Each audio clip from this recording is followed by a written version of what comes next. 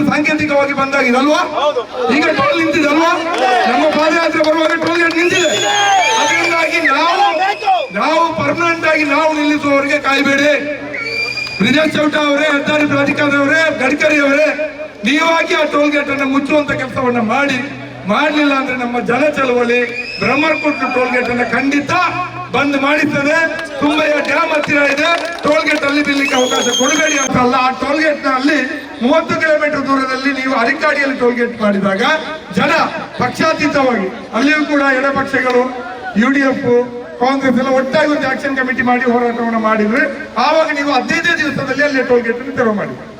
ದಕ್ಷಿಣ ಕನ್ನಡಕ್ಕೆ ಯಾಕೆ ಇದು ಮಾನ್ಯ ಆಗುವುದಿಲ್ಲ? ಬಿಜೆಪಿಗೆ ಓಟ್ ಆಗ್ತಾ ಇರೋದಕ್ಕ? ಅಲ್ಲಿ ಮಂಜೇಶ್ವರದಲ್ಲೇ, ಕಾಸರಗೋಡಲ್ಲೇ ಬಿಜೆಪಿ ಗೆದ್ದೇ ಇಲ್ಲ. ಅಲ್ಲೇ ಜನರಿಗೆ ನೀವು ಬೆಲೆ ಕೊಡ್ತೀರಿ. ನಿಮ್ಗೆ 35 ವರ್ಷಗಳಿಂದ ಓಟ್ ಆಗ್ತಾ ಇರುವಂತ ದಕ್ಷಿಣ ಕನ್ನಡ ಜಿಲ್ಲೆಯಲ್ಲಿ ಈ ಕಾನೂನು ಉಂಟಾ ಇಲ್ವಾ ಅಂತ ನಮ್ಮ ಪಾರ್ಲಿಮೆಂಟ್ ಸದಸ್ಯರಾದಂತಹ ಬ್ರಿಜೇಶ್ ಚೌಟ ಅವರು ಹೇಳಬೇಕು. ಮತ್ತು ಇಲ್ಲಿಯ ಶಾಸಕರುಗಳು ನಮ್ದು ಇದಕ್ಕೂ ಸಂಬಂಧ ಇಲ್ಲ ಅಂತ ಇರೋದು ಬೇಡ.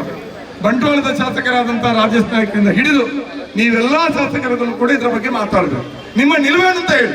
ನೀವು ಹೋರಾಟಕ್ಕೆ ಬರೆದಿದ್ರು ಪರವಾಗಿಲ್ಲ. ಈ ಟೋಲ್ ಗೇಟ್ ನ ಪರ ಇದ್ದೀರಾ, ವಿರುದ್ಧ ಇದ್ದೀರಾ? ಇದು ಕಾನೂನು ಬದ್ಧವ, ಕಾನೂನು ವಿರೋಧವ? ಹೊಸ ಟೋಲ್ ಗೇಟ್ ರಚನೆ ಆಗುವಾಗ ನಿಮ್ಮನ್ನು ಕರೆದು ಹೆದ್ದಾರಿ ಪ್ರಾಧಿಕಾರದಿಂದ ಮೀಟಿಂಗ್ ಮಾಡಿದ್ದಾರೆ. MLA ಕರೆದು ಮೀಟಿಂಗ್ ಮಾಡಬೇಕಲ್ಲ ನಿಮ್ಮ ಕ್ಷೇತ್ರದಲ್ಲಿ ಟೋಲ್ ಗೇಟ್ ಹಾಕುವಾಗ.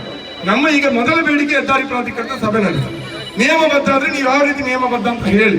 ಹೊಸ ಟೋಲ್ ಗೇಟ್ ಆಗೋಕೆ ಮುಂಚೆ ಇಲ್ಲಿಯೇ ಟೋಲ್ ಗೇಟ್ ಬಂದ್ ಆಗ್ಬೇಕು. ಬಂದಾಗ್ಲಿಲ್ಲ ಅಂದ್ರೆ ಇವತ್ತು ಸಾಂಕೇತಿಕವಾಗಿ ಬಂದಾಗಿದಲ್ವಾ?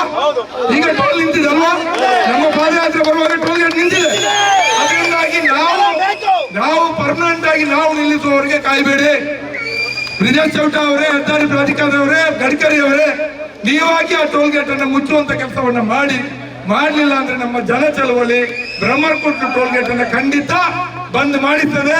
ತುಂಬಯ್ಯ ಡ್ಯಾಮ್ ಹತ್ತಿರ ಇದೆ, ಟೋಲ್ ಗೇಟ್ ಅಲ್ಲಿ ಬಿಡ್ಲಿಕ್ಕೆ ಅವಕಾಶ ಕೊಡಬೇಡಿ ಅನ್ನುವಂತ ಮಾತನ್ನ ಹೇಳ್ತಾ ಇಲ್ಲಿ ಸೇರಿರುವಂತಹ ಜನ ಈ ದಿಶೆಯಲ್ಲಿ ಯಾವುದೇ ರಾಜಕೀಯ ಪಕ್ಷಗಳ ಬಾವುಟ ಇಲ್ಲ, ಯಾವುದೇ ರಾಜಕೀಯ ಪಕ್ಷಗಳ ಬ್ಯಾನರ್ ಇಲ್ಲ.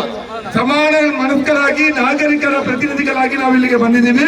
ಇವತ್ತು 1-2 ಸಾವಿರ ಜನ, ನಾಡಿದ್ದು ನಾವು ಮತ್ತೊಂದು ಸುತ್ತಿನ ಹೋರಾಟಕ್ಕೆ ಮುಂದಾದಾಗ ಇದು 20,000, 30,000, 40,000ದವರೆಗೂ ಹೋಗ್ತದೆ. ಈ ಹೋರಾಟ ಸಮಿತಿ ಅಷ್ಟು ಶಕ್ತಿ ಇದೆ. ನಮ್ಮಲ್ಲಿ ಜನ ಜಿಲ್ಲೆಯಲ್ಲಿ ಪಕ್ಷಾತೀತವಾಗಿ, ಧರ್ಮಾತೀತವಾಗಿ ನಂಬುವಂತಹ ನಮ್ಮ ನಾಯಕರುಗಳಾದಂತಹ ರಮಣಾತ್ರಯವರ ನಾಯಕತ್ವ ಇದೆ. ಟೋಲ್ ಗೇಟ್ ಅನ್ನ ತಾತ್ಕಾಲಿಕವಾಗಿ ಟೆಂಪರರಿಯಾಗಿ ಟೋಲ್ ಸಂಗ್ರಹವನ್ನು ನಿಲ್ಲಿಸಿದ್ದೀವಿ. 2,000ಕ್ಕಿಂತ ಹೆಚ್ಚು ಜನ ನಡೆದಿದ್ದೀವಿ. ನಾಳೆ ಇದಕ್ಕೆ ಸೊನ್ನೆಗಳು ಸೇರ್ತಾ ಹೋಗುವಂತ ಒಂದು ಸ್ಥಿತಿ ಬರ್ತದೆ. ನೀವು ಆ ರೀತಿ ಅವಮಾನಕಾರಿಯಾಗಿ ಬಂದ್ ಮಾಡುವುದಕ್ಕೆ ಮೊದಲು ನೀವಾಗಿ ಒಂದು ಮೀಟಿಂಗ್ ಅನ್ನ ಕರೆದು ಬ್ರಹ್ಮರಕುಂಟು ಟೋಲ್ ಗೇಟ್ಗೆ ಇತಿಶ್ರೀ ಆಡಿ ಈಗ ನೀವು ರಿಪೇರಿ ಮಾಡ್ತಾ ಇದ್ದೀರಂತ ಅಲ್ವಾ? ಗಟ್ಟಿಗೊಳಿಸಿದಷ್ಟು ನೀವು ಟೋಲ್ ಗೇಟ್ ಗಟ್ಟಿ ಮಾಡೋದಲ್ಲ, ಜನರ ಹೋರಾಟವನ್ನ ಗಟ್ಟಿ ಮಾಡ್ತೀರಿ, ನಮ್ಮ ತಾಳ್ಮೆಯನ್ನ ಪರೀಕ್ಷಿಸ್ತೀರಿ. ತುಳುನಾಡಿನ ಸ್ವಾಭಿಮಾನವನ್ನ, ಹೋರಾಟದ ಪರಂಪರೆಯ ಒಂದು ಇತಿಹಾಸವನ್ನು ನೀವು ಅವಮಾನಿಸುವಂತ ಪ್ರಯತ್ನವನ್ನು ಮಾಡ್ತೀರಿ. ಅದಕ್ಕೆ ತಕ್ಕ ಉತ್ತರವನ್ನು ನಾವು ಕೊಡ್ತೀವಿ. ಬಿಜೆಪಿ ಯಾವುದೇ ಶ್ರಮೆ ಇಲ್ಲದೆ ಇಲ್ಲಿ 35 ವರ್ಷ ಗೆದ್ದಿದೆ. ಈ ಬ್ರಿಜೇಶ್ ಚೌಟ ಅವರು ಅದನ್ನು ಅರ್ಥ ಮಾಡ್ಕೊಳ್ಬೇಕು. ನಿಮ್ಗೆ ಕನಿಷ್ಠ ಜನರ ಗೌರವ ಸಿಗ್ಬೇಕು ಅಂತ ಜನರ ಜೊತೆ ನಿಲ್ಲಿ, ಇಲ್ಲ ಅಂದ್ರೆ ಜನ ನಿಮ್ಮ ವಿರುದ್ಧ ನಿಲ್ತಾರೆ, ಟೋಲ್ ಗೇಟ್ ಅನ್ನು ಮುಚ್ಚಿಸ್ತಾರೆ ಅನ್ನುವಂತ ಎಚ್ಚರಿಕೆಯನ್ನು ಕೊಟ್ಟು ಬಿಜೆಪಿ ಆಗಲೂ ಪಾರ್ಲಿಮೆಂಟ್ ಬಿಜೆಪಿ ಮೆಂಬರ್ ಇತ್ತು 31 ವರ್ಷಗಳಿಂದ, 35 ವರ್ಷಗಳಿಂದ ಬಿಜೆಪಿ ಪಾರ್ಲಿಮೆಂಟ್. ಈ ಹೆದ್ದಾರಿ ಅಗಲೀಕರಣದ ಕನಸು ಬೀಳುವ ಸಂದರ್ಭದಲ್ಲಿ ಇಲ್ಲಿ ಬಿಜೆಪಿ ಪಾರ್ಲಿಮೆಂಟ್ ಮೆಂಬರ್ ಇದ್ದಾರೆ. ವೈಫಲ್ಯಗಳು ಮತ್ತು ಸಾಫಲ್ಯಗಳು ಏನಿದ್ರು ಕೂಡ ಬಿಜೆಪಿಗೆ ಸಲ್ತದೆ. ಅದರಿಂದಾಗಿ ಅದೊಂದು. ಮತ್ತೆ ಇನ್ನೊಂದು ನೆನಪಿಸ್ಲಿಕ್ಕೆ ಬಯಸೋದು, ಬ್ರಹ್ಮರಕುಂಟು ಟೋಲ್ ಗೇಟ್ ಆಗುವಾಗ ನೀವು ಯಾಕೆ ಹೋರಾಟ ಮಾಡಲಿಲ್ಲ ಅಂತ ಕೇಳಿದ್ರೆ, ಆವಾಗ ಬ್ರಹ್ಮರಕುಂಟು ಟೋಲ್ ಗೇಟ್ ಒಂದೇ ಇತ್ತು. ದಕ್ಷಿಣ ಕನ್ನಡ, ಉಡುಪಿ, ಹಾಸನ, ಕಾಸರಗೋಡು, ಉತ್ತರ ಕನ್ನಡ ಯಾವ ಜಿಲ್ಲೆಯಲ್ಲೂ ಕೂಡ ಬೇರೆ ಟೋಲ್ ಗೇಟ್ ಇರಲಿಲ್ಲ. ಈಗ 30 ಕಿಲೋಮೀಟರ್ ದೂರದಲ್ಲಿ ನೀವು ತಲಪಾಡಿಯಲ್ಲಿ ಟೋಲ್ ಗೇಟ್ ಮಾಡಿದಿರಿ, 36 ಕಿಲೋಮೀಟರ್ ದೂರದಲ್ಲಿ ಯಜಮಾಡಿಯಲ್ಲಿ ಟೋಲ್ ಗೇಟ್ ಮಾಡಿದ್ದೀರಿ.